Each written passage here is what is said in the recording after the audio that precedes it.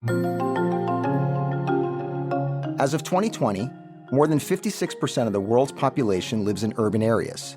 And by 2050, the UN says that number is expected to skyrocket to 68%. So how are cities balancing increasing resident populations with technology and sustainability? Welcome to The Bid, where we break down what's happening in the markets and explore the forces changing investing. I'm your host, Oscar Polito.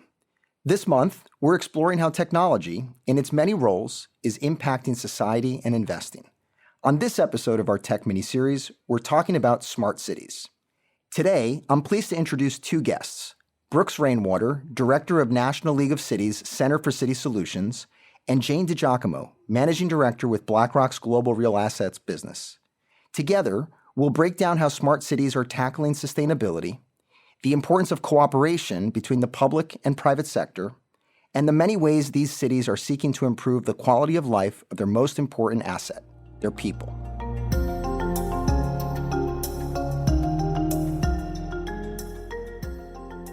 Brooks and Jane, thank you so much for joining us on The Bid. It's nice to be here. Great to be here today. So Brooks, I'd like to start with you. I've heard of a smartphone. I've heard of a smart tablet. What makes a city smart? I think what makes it a smart city is first and foremost using innovation and technology to better the experience of living and working in that city. We defined it a few years back as a smart city being a city that has developed some technological infrastructure that enables it to collect, aggregate, and analyze real-time data, and has made a concerted effort to use that data to improve the lives of its residents. Cities are kind of growing amorphous things that the best cities are those that are hundreds of years old. And technology is the layer that undergirds that and allows you to do even more within that place. When we think about things like smart mobility or environmental monitoring, what we want to be able to do is let people live better lives through the usage of technology. The end goal of a smart city is not the technology itself. Cities have to be about people. I also want to mention that the definition of a smart city has evolved over time. For example, the city of DC changed its definition a few years ago to be less tech-focused and more focused on how to train and prepare its employees, residents, and businesses for the digital age. And other cities have shifted from this tech-first to a resident-first approach, with another example being Portland, Oregon. In your role, you are basically facilitating the dialogue among leaders who can help build up a smart city. And those leaders probably span a number of different stakeholders. What are some of the hurdles that you see and how can we make progress? While cities will need to be innovative in how they use tech and build smart cities, they also need to be innovative about their financing models and how they fund these projects. One challenge associated with that is financing technology at scale before the solutions have proven their value. One example of a city that's already trying to find ways to address this is Philadelphia, which has developed a pitch and pilot program that allows technology to be trialed, tested, and measured before the city invests in it at full scale. So Jane, how are investors thinking about smart cities? Well, it's absolutely an area where we need government to lead. We need local planning, but the cost is too high for governments to bear alone. And this is where private capital can help. Oftentimes, it's a combination of public-private partnerships. Let's take waste management, for example. It's historically been the purview of government, right? Garbage and taxes. There are projects that convert waste to energy. And the government receives a service from the private company, and the investor receives a nice, stable income stream, and the community benefits from jobs and a cleaner energy and waste management solution. So that's a really good example of a consortium of stakeholders in a public-private partnership to get these projects done. Brooks, I'm just curious, how do you measure the progress of a smart city? Cities consider themselves smart based on goals they set and how they achieve those goals. In general, what we're seeing is the goal of smart cities is to improve residents' quality of life, where smart cities used to be focused purely on the tech side, and the communities weren't necessarily asking for some of the services that were coming online. And that approach largely failed because cities weren't trusted with data and technology, especially in underserved communities, and lacked the systems to process the data that new technologies offered. So it's really getting that holistic piece together so community members feel like they're being served and that you're hitting on all of these key verticals, whether you're talking about energy, whether you're talking about mobility and transportation, or whether you're talking about pure service delivery. All of these can be enhanced through technology, but it needs to be a two-way conversation as we figure out what tech works best in what city. What are some of the technologies that you're excited about that you're seeing in smart cities? I think they really run the gamut, but what's important is a smart city uses current technology and innovative policy and design tools to meet the needs to improve the lives of the people in that community. An example can be seen in the city of Dallas, where they decided to lean heavily on technology in their COVID response, but they quickly learned they had a language issue. While the city had previously provided some translation options for resident-facing services, the pandemic made clear that there was a greater need for translation in more languages across many more services. In response, the city created a map outlining the most commonly spoken languages in each zip code, which enabled it to dedicate specific translation resources in those places and reach more residents. And as the world becomes more connected with each passing day, we've got to make sure that as we're thinking about these technological solutions, inclusion and equity are right there in the middle of it. Jane, what other technologies are you seeing that are interesting today in these smart cities? Well, digitization of all types has accelerated since the onset of the pandemic, particularly. The build out to 5G continues. There are things like distributed antenna systems that'll enhance connectivity in places like buildings and stadiums. They'll provide higher security and better coverage than Wi-Fi. How we eat is transforming. In Asia, large-scale temperature-controlled facilities meet the demand for fresh produce and protein. And that trend is going to need significant capital to modernize the food supply chain and health and safety standards. And then there's products like smart glass, where each pane of glass has an IP address. It's programmed to control light and temperature. And the result is better energy efficiency. And they use that a lot in airports, a good example of reducing carbon footprint of existing buildings by upgrading the windows. Jane, Brooks has talked a lot about the evolution in some of the smart cities around in the U.S. What other ways do you see smart cities evolving from your perspective of the investment lens? Yeah, and I sit in the real assets group, do a lot of work in real estate, and there's a big push to decarbonize buildings and use more energy efficient green space and new technologies like remote and touchless security. And there's been big strides in building management integration. This is where you can see the system's whole capacity, how energy is flowing in individual buildings, and even across whole real estate portfolios. And this area of prop tech has been really fueling a fundraising boom in the venture capital world. But we can't build our way out of this. The bigger lever is the reduction of energy consumption of existing buildings. We have to do it in order to offset the increase in energy demand and consumption worldwide. The International Energy Agency estimates that about 80% of the buildings that will be standing in 2050 are already standing today, and that's just in the UK. If you look at Berlin and Frankfurt, they have newer stock. Paris, Madrid, Munich, on average, they have older building stock. In New York, for instance, in the city, average building age is about 70 years. So retrofitting buildings is really important to reducing the carbon footprint. I've heard you mention a number of cities.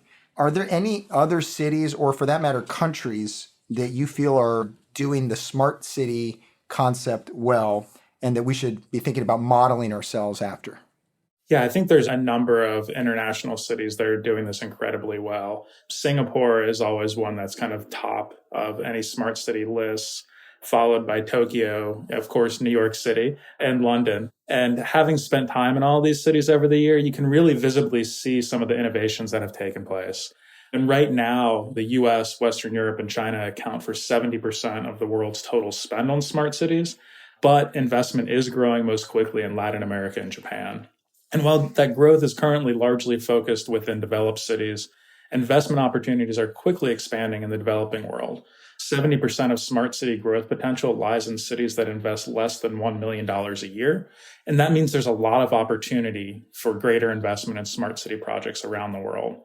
A couple cities I would point to, though, here in the US are LA and Austin. I've just been really impressed by the work that they're doing. Within the city of Austin, they've used smart tech to curb traffic and improve congestion issues. by altering existing city sensors to analyze traffic data and provide improved signal timing recommendations, which will help save hours of productivity spent in traffic, and even more important, thousands of tons of greenhouse gas emissions. So I think there's a lot of exciting things happening both in cities around the world as well as here in the US. So, Brooks, the United Nations Climate Change Conference, or COP26, recently took place in Scotland. And in fact, the final daily theme of the conference was cities, regions, and the built environment. So clearly cities are a focus and a concern on the path to net zero.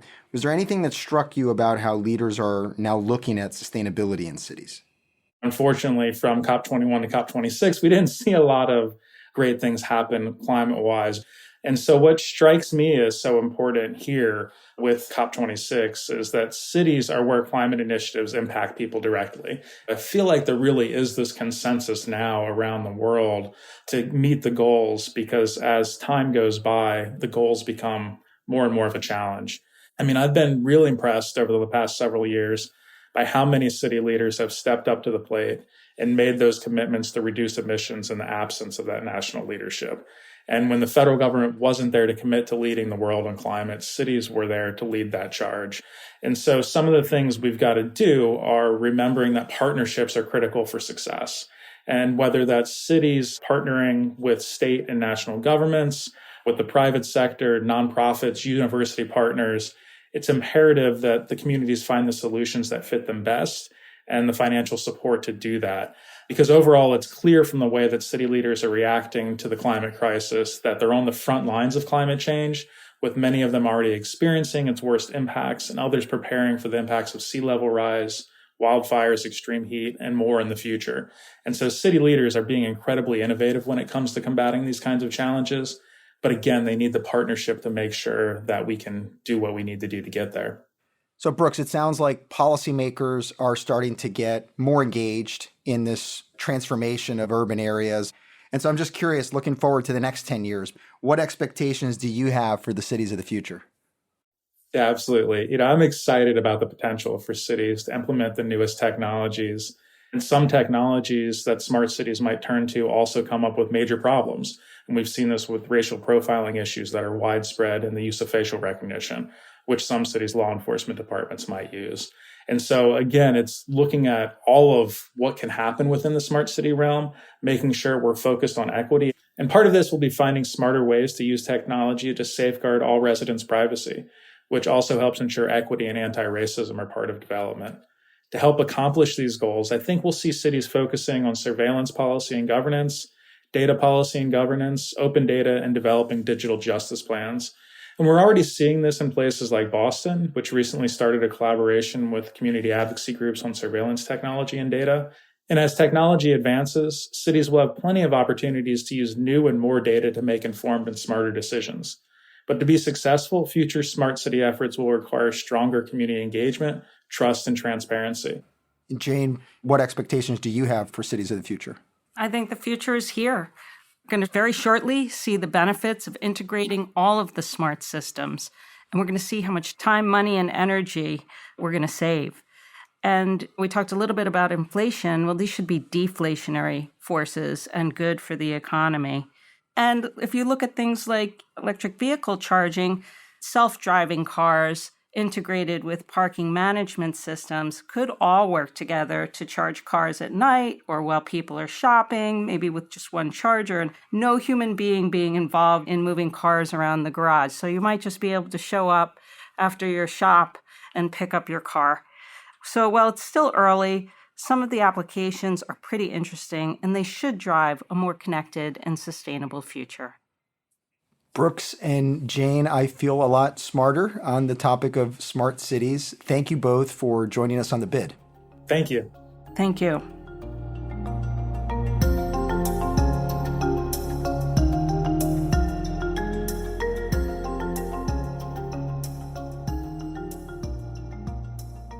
This information is for informational purposes only and is prepared by BlackRock, is not intended to be relied upon as a forecast, research, or investment advice, and is not a recommendation, offer, or solicitation to buy or sell any securities or to adopt any investment strategy.